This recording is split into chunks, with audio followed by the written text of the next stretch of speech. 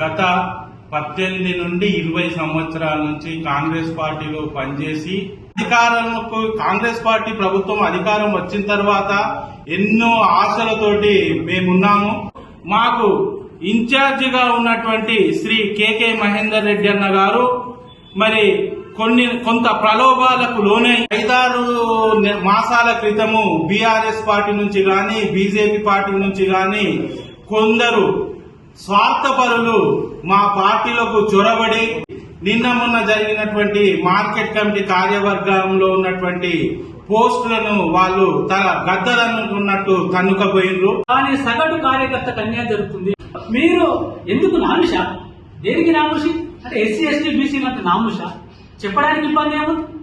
మేము అర్హులం కాదా? పార్టీకి మేము శ్రేయోభిలాషులం కాదా? మరి ఏ ఉద్దేశంతో వల్ల మీరు ఒక ఏకపక్షంగా ఎవరు తెలవకుండా ఈ నామినేషన్ గుట్టు చప్పుడు కాకుండా చేసుకోవాల్సిన ఆంతర్యం ఏంటో తప్పకుండా చెప్పాల్సిన అవసరం ఉంది. సిరిసిల్ల నియోజకవర్గంలో పాటించకుండా నేనే నా రాజును, నేనే నియంత్రణను, నేను చెప్పిందే వేదము అనే దృష్టిలో ఇవాళ ఈ సెలక్షన్ జరిగిందని చెప్పి ఈ సందర్భంగా మేము ఆరోపణ చేస్తున్నాం.